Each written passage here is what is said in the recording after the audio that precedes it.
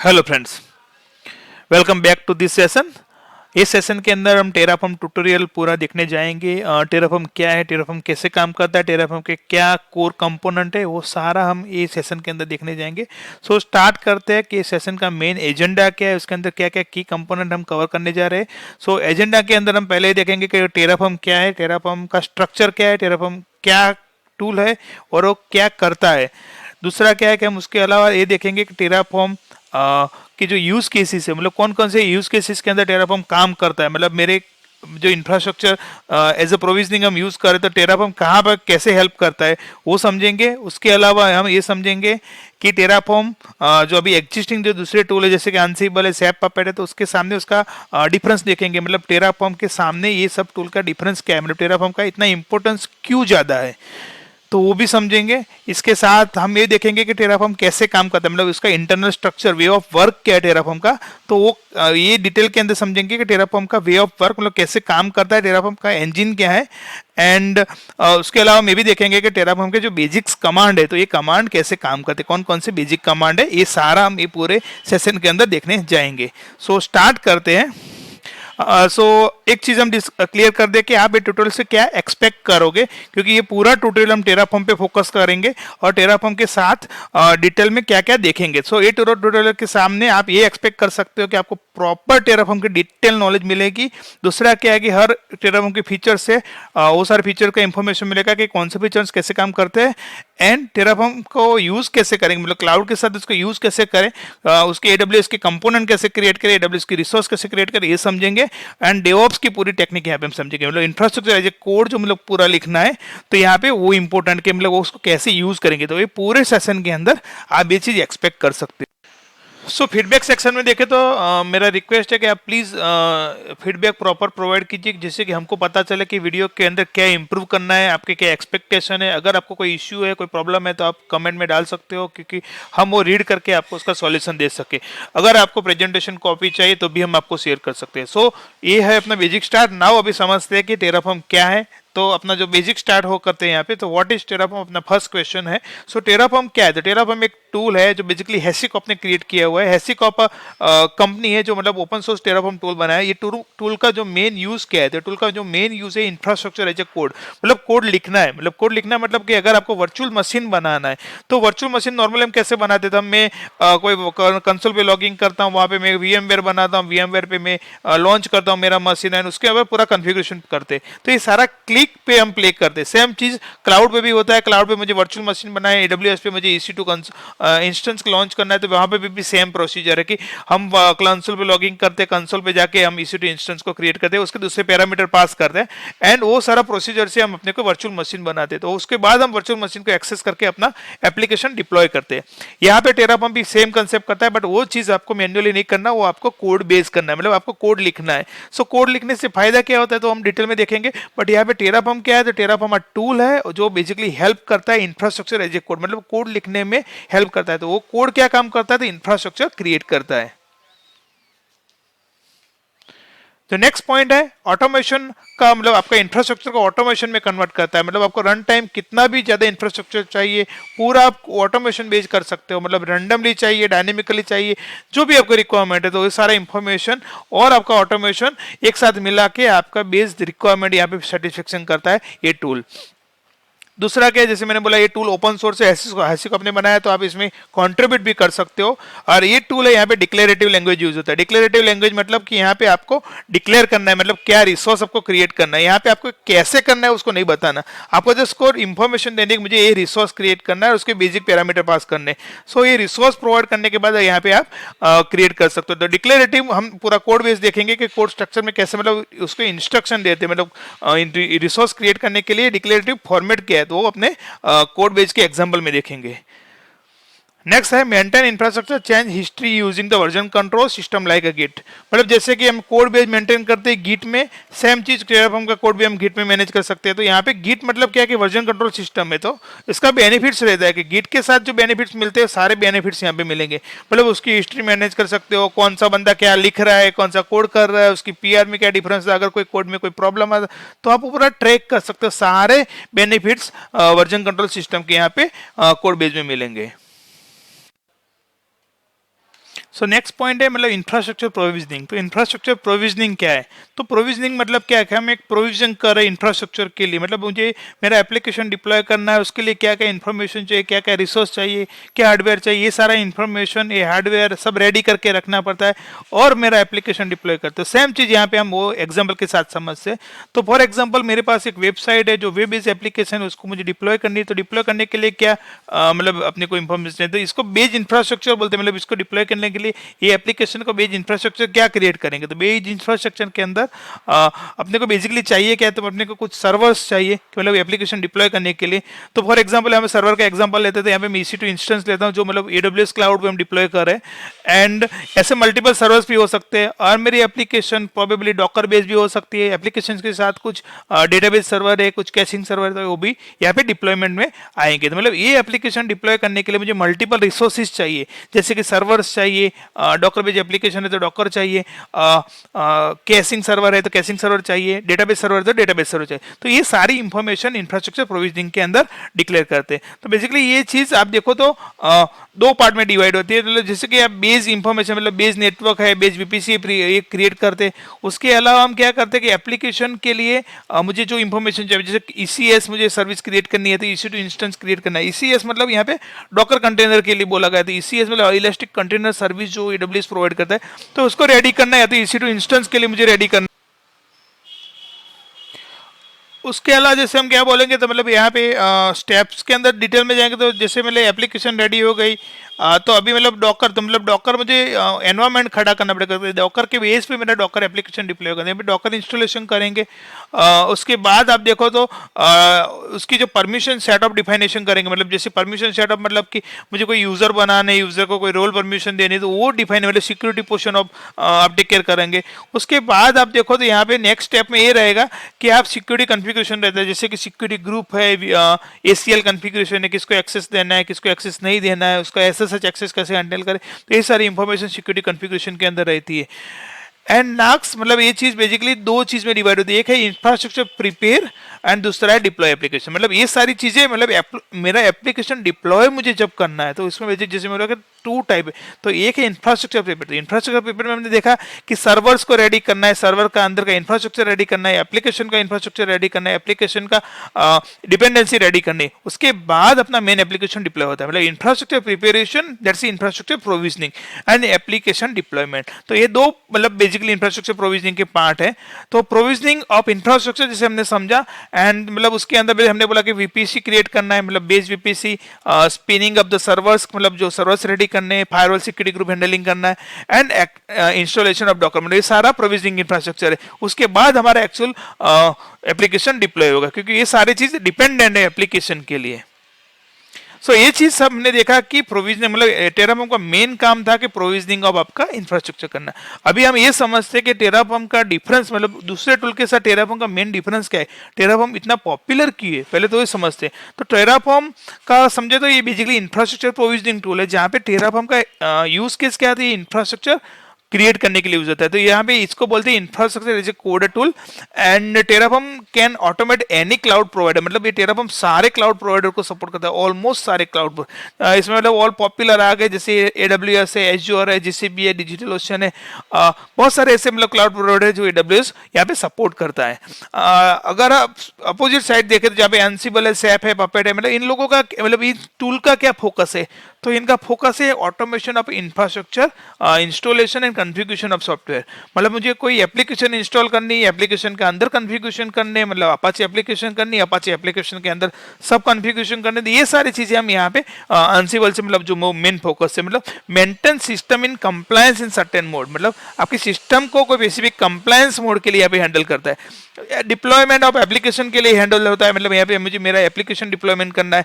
दूसरा क्या है कि यहाँ पे इंस्टॉलेशन आपके सॉफ्टवेयर को इंस्टॉल करना है, डिपेंडेंसीज को हैंडल करना है, ये सारे यहाँ पे टेक केयर करते हैं। मतलब सॉफ्टवेयर रिलेटेड जितनी डिपेंडेंसी है ये सब ये अंसिबल रिलेटेड टूल हैंडल करते हैं। मतलब यहाँ पे दो फोकस है, मतलब टेराफॉर्म इंफ्रास्ट्रक्चर प्रोविजनिंग के लिए मेनली फोकस रहता है, और अंसिबल जहाँ पे ऑटोमेशन ऑफ आपका इंस्टॉलेशन एंड कॉन्फ़िगरेशन के अंडर मतलब होता है, जहाँ पे एप्लीकेशन सॉफ्टवेयर के लिए यहाँ पे कॉन्फ़िगरेशन प्रोवाइड करता है अंसिबल। मतलब दोनों का सेपरेट गोल है, दो कुछ चीजों के लिए वो ओवरलैप होता है, बट दोनों का यूज केस आप देखो तो बहुत ही स्ट्रेट फॉरवर्ड है।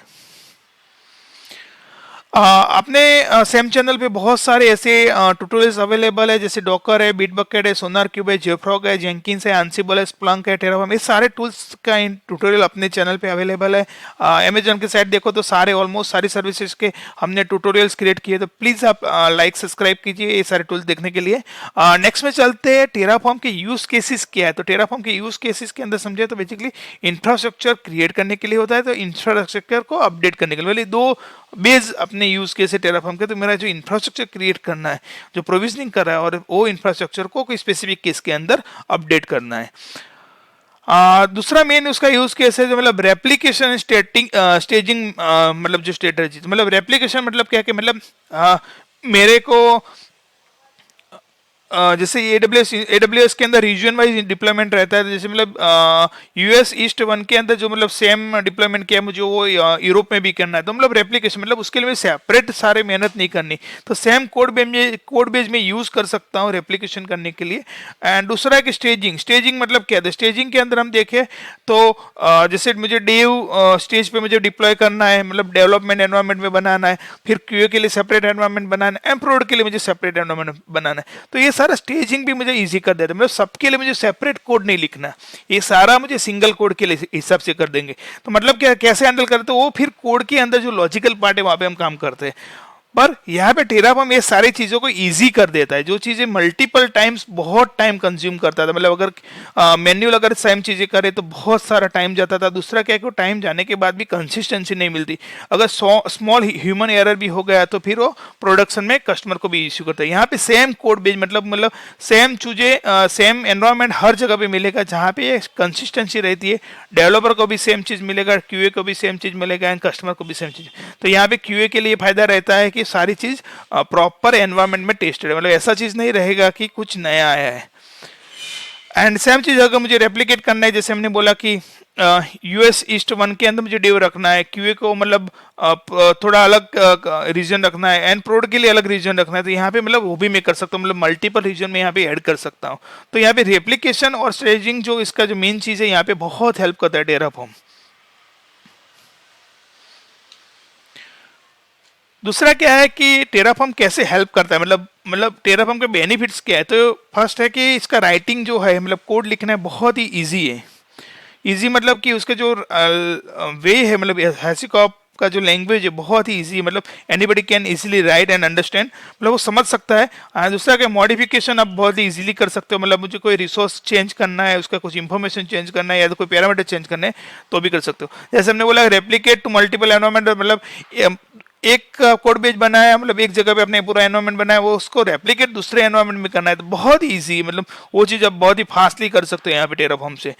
स्टेजिंग एनवायरनमेंट में हेल्प करता है, जैसे हमने डेव क्यू अपलोड का एग्जांपल लिया है यहाँ पे, वो बहुत ही मतलब क्विकली आपको उसको कन्वर्ट कर सकते हो। Maintain the state of infrastructure, यहाँ पे स्टेट मैनेजमेंट मतलब क्या है, अगर मैंने कुछ रिसोर्स क्रिएट किए हैं टेराफॉर्म के, जैसे कि मैंने रिसोर्स क्रिएट किए AWS के अंदर, एंड टेराफॉर्म उसको स्टेट मेंटेन करता है कि उसने क्या रिसोर्स क्रिएट किए, तो मतलब नेक्स्ट टाइम आप सेम स्क्रिप्ट रन करोगे तो टेराफॉर्म पहले चेक करता है कि वो रिसोर्स नए तो नहीं है, वो रिसोर्स ऑलरेडी क्रिएटेड तो नहीं है, तो ये सारी इंफॉर्मेशन चेक करता है, मतलब डुप्लीकेट रिसोर्स नहीं करता, पहले वो चेक करता है कि ये रिसोर्स मैंने ऑलरेडी क्रिएट किए तो नहीं करेगा, अगर ऐसा रिसोर्स उसने चेंज किया तो चेंज करेगा। तो इसके हिसाब से स्टेट मैनेजमेंट बहुत बड़ा फीचर है टेराफॉर्म का, तो ये भी बहुत इंपॉर्टेंट है। इसका पूरा सेपरेट हम डेमो देखेंगे कि स्टेट मैनेजमेंट कैसे करता है। एंड एट लास्ट हमने जैसे बोला कि वर्जन कंट्रोल सिस्टम में उसके भी बेनिफिट यूज़ कर सकते हो, चेंज हिस्ट्री वो सब, जो वर्जन कंट्रोल के जो बेस सिस्टम है तो वो भी यहाँ पे टेराफॉर्म में हेल्प मिलता है। सो टेराफॉर्म कैसे काम करता है, ये कोर क्वेश्चन, मतलब इतना इजी है, इतना अच्छा है, तो काम कैसे करता है ये भी हम समझते हैं। तो पहले टेराफॉर्म का बेस कनेक्शन क्या है, तो पहले वो टेराफॉर्म क्लाउड प्रोवाइडर को कनेक्ट करता है, एंड कनेक्ट करने के बाद वो बेसिकली आपका इंफ्रास्ट्रक्चर जिसे आपने डिफाइन किया ऐसे वो क्रिएट करता है। तो फ्लो के अंदर देखें तो काम कैसे करता है, तो ये है टेराफॉर्म का main core engine. Input source के अंदर टेराफॉर्म दो चीजें मेनली इनपुट लेता है। आप देखो तो ये TF कॉन्फ़िग फाइल है, मतलब ये टेराफॉर्म कॉन्फ़िग फाइल है, यहाँ पे आपने कोड लिखा है कि कौन सा रिसोर्स आपको क्रिएट करना है। तो what create and what to configure, मतलब क्या रिसोर्स आपको क्रिएट करना है, उसका क्या कॉन्फ़िगरेशन पैरामीटर है। तो ये टीएफ कॉन्फ़िगरेशन फाइल जो फर्स्ट इनपुट सोर्स है।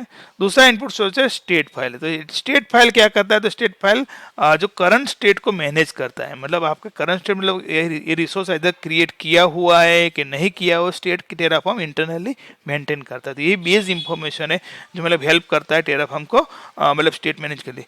फिर क्या करते हैं यहाँ पे एक्चुअल में टेराफॉर्म काम कैसे करते हैं, तो उसको प्लान करते हैं, मतलब what needs to be modify, create and destroy.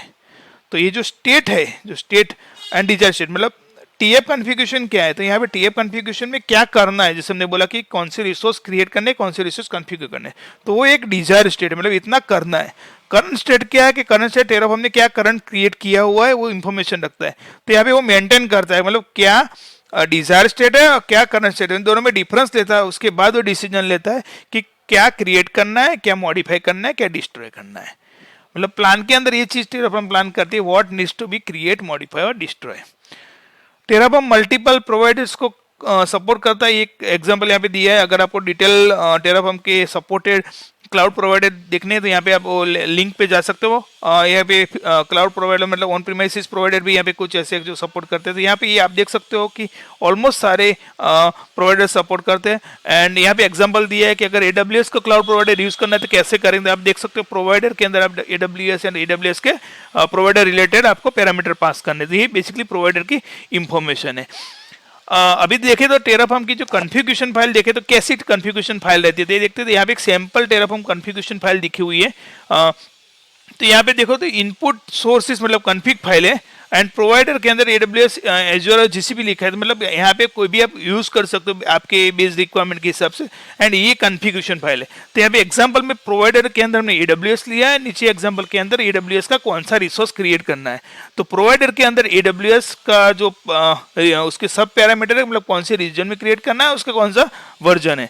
दूसरा क्या है कि रिसोर्स के अंदर AWS इंस्टेंस हम यहाँ पे क्रिएट करें, जो EC2 इंस्टेंस क्रिएट करें, इसके पैरामीटर पास किए, जैसे कि उसका EMI ID है, इंस्टेंस टाइप है, सबनेट ID, ये सारे उसके सब पैरामीटर है। तो बहुत ही इजी कोड है, आप समझो तो यहाँ पे देखो तो मुझे क्या करना है, सिंपल लिखा है, उसके क्या पैरामीटर्स, यहाँ पे कोई लॉजिकल पार्ट नहीं कि इंटरनली वो कैसे करता है, वो अपने को देखना है नहीं, वो टेराफॉर्म हैंडल करता है। अगर टेराफॉर्म कमांड के साइड जाके तो बहुत ही इजी कमांड है टेराफॉर्म के, तो ये अपना मेनली डिजायर जो स्टेट है।